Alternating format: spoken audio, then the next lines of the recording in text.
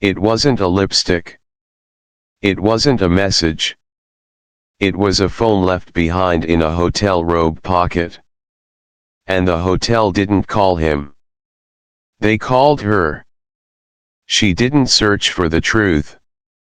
It was hand-delivered. Unlocked. Lit up.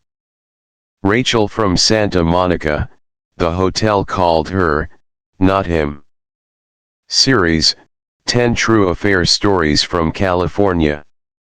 The morning began like most others. Rachel, 33, barefoot in her kitchen, waited for the kettle to boil while scrolling through emails on her tablet. A quiet Tuesday. The kind of morning where nothing remarkable should happen. Then the phone rang. She picked up without checking the number. Hello. Hi, is this Mrs. Cross? The voice was professional, neutral, female. Yes, this is Rachel. I'm calling from the front desk at the Andorra Hotel in Santa Monica. We found a phone in room 518 this morning. The reservation was under Daniel Cross. We believe it may belong to your husband. Rachel blinked. The kettle clicked off. I see, she said, carefully. Daniel had told her he'd be in Malibu overnight shooting a sunrise editorial for a travel magazine. He hadn't mentioned staying in Santa Monica. He also hadn't said anything about using a hotel room under his full name. Was it left behind today? Yes, housekeeping found it in the robe pocket this morning. Still powered on. We normally reach out to the primary contact listed. It was yours. Rachel looked at the clock. 8:42 a.m. Thank you. I'll come by to pick it up. Of course.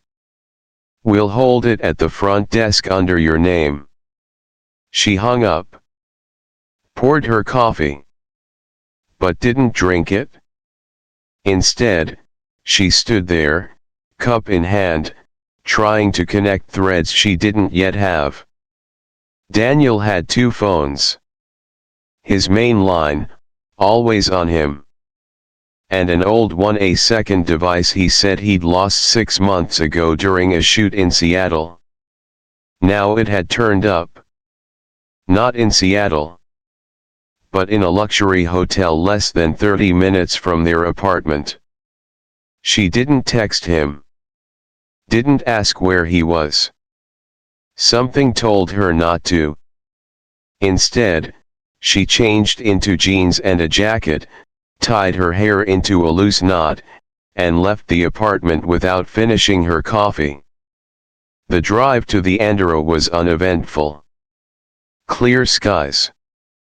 Palm trees flicking shadows across the freeway. A coastal breeze that felt lighter than her chest. She parked and walked through the glass doors as if she belonged there. The lobby was polished, discreet, built for silence and transactions. The woman behind the desk smiled. Mrs. Cross. Yes. I believe you have something for me. The woman reached below the desk, retrieved a small black box with a hotel-branded card envelope taped to the top. It was powered off by the time we retrieved it, she explained. No damage. Rachel took the box. Nodded. Thanks. She turned and walked out. No questions. No drama. Just a device. And a gut feeling that the screen, once lit, wouldn't lie. Rachel placed the box on the kitchen counter like it might still be warm. She didn't open it right away. She brewed fresh coffee, slower this time. As the machine hissed and sputtered, she watched the steam curl upward. She reached for her favorite mug, ceramic, hand thrown, with a pale blue glaze and poured. Then she opened the box. Inside, the phone sat nestled in a velvet-lined tray, like an artifact waiting to confess. It was Daniel's old iPhone. The one he said had slipped out of his bag in Seattle. Lost, he'd said. Replaced, he'd said. She plugged it into the charger. The screen flickered. The Apple logo blinked. Then a soft vibration. Then home. No passcode. No Face ID. It opened straight to the home screen. Rachel stared for a moment. Just the wallpaper alone told her enough. Daniel's face, close up, smiling. Bare chest. A woman's hand on his shoulder, with red nails and a wedding ring that wasn't hers. They were lying on hotel sheets. She recognized the pattern. Gold trim. Andorra. Her breath didn't catch. Her pulse didn't spike. Her hands didn't tremble. Instead, her body went still. As if choosing stillness would slow the unraveling. She unlocked the Photos app. Dozens of images. Some grainy. Most intimate. They told a story she didn't need captions for. A trip to Palm Springs. A dinner in San Francisco. A birthday cake with a single sparkler and 2 glasses of champagne. She checked messages. A contact saved as M. You make me forget I have a home. I dream about this room more than I should. She has no idea. Each message was another stone on her chest. She read them all. Each one pressing the breath a little thinner. And yet still no tears. Because this wasn't heartbreak. This was insult. Calculation. Arrogance. He hadn't hidden it. Not really. He hadn't even locked the phone. He'd simply assumed she'd never see it. That she wouldn't notice. That she wouldn't look. Rachel set the phone down. She wiped the counter. Folded the tea towel. Straightened the stool. Order. In small things. Because the big things had already come apart. And still no text from him. She looked at the phone again. At the image on the lock screen. 2 people smiling. And 1 woman staring into silence. Rachel reached for the hotel box. And began to repack it. Rachel wrapped the phone in the same velvet cloth it had arrived in. She placed it back in the black box, carefully, like returning something that didn't belong to her anymore. Then she tore a sheet from her notepad. No flourish. No signature. Just 1 line, written in pen.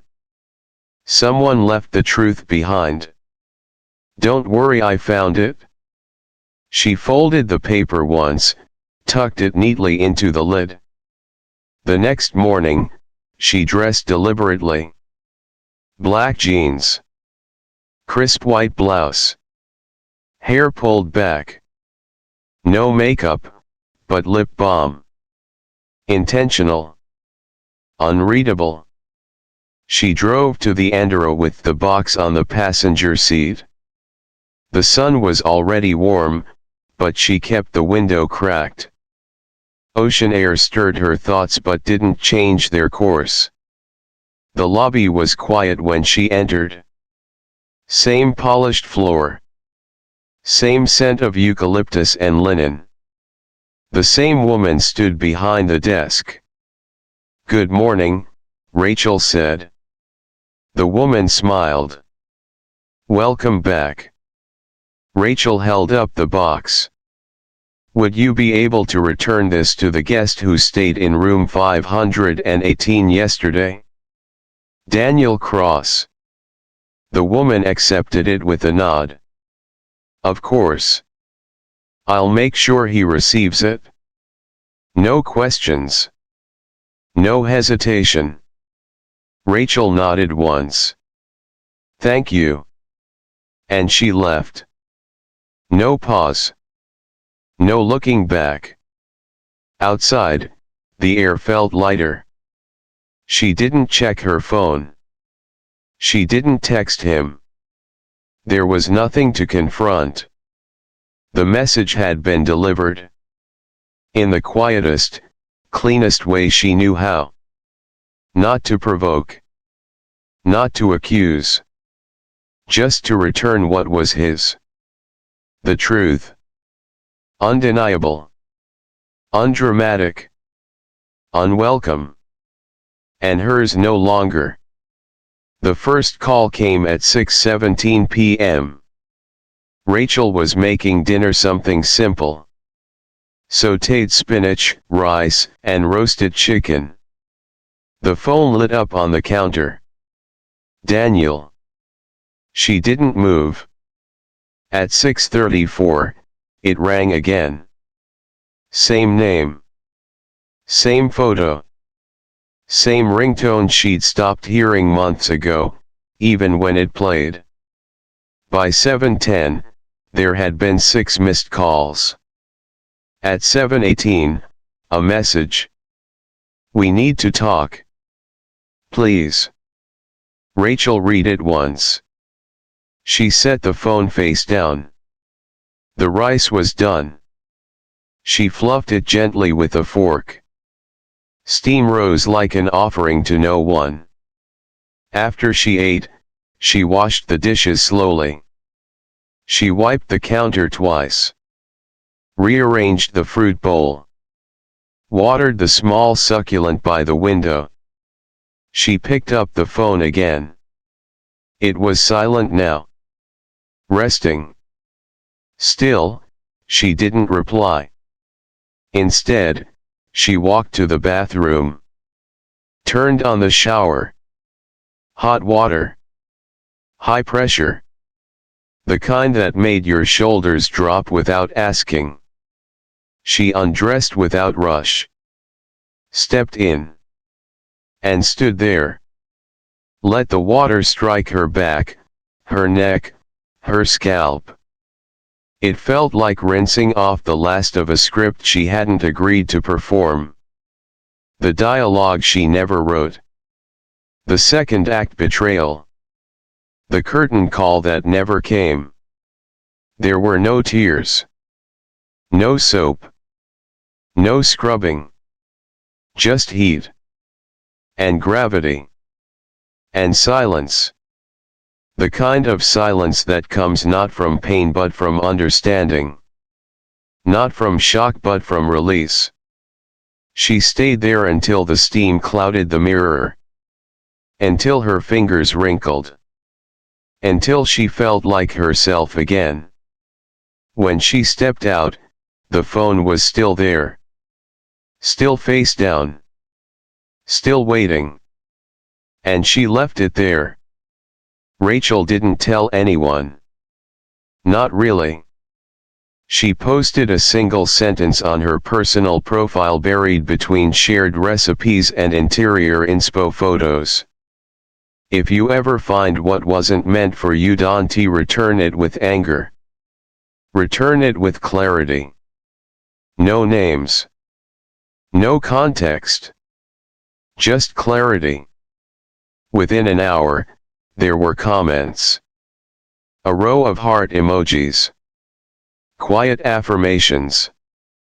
I needed this. This hit harder than I expected. And from a colleague she hadn't spoken to in years. Are you okay? Rachel didn't reply. Not out of avoidance. But because she didn't want to retell a story that had already ended. 2 days later, a former client reached out, someone she had helped with a boutique hotel design last year. I'm opening a new place. Coastal, quiet, kind of a healing space. Would you be interested in designing it? Rachel said yes. Not to run. Not to distract. But because building something new felt better than reviewing what had crumbled. She visited the space, an old, sun-bleached building with huge windows and creaky floors. She stood in the center of it and imagined warm light, terracotta tiles, quiet corners. Places to exhale. She didn't tell the owner what she'd just walked away from. She didn't tell anyone. But it lived in her work. In the palette she chose. In the way she left space for movement, for breath. For clarity. Not revenge. Not erasure.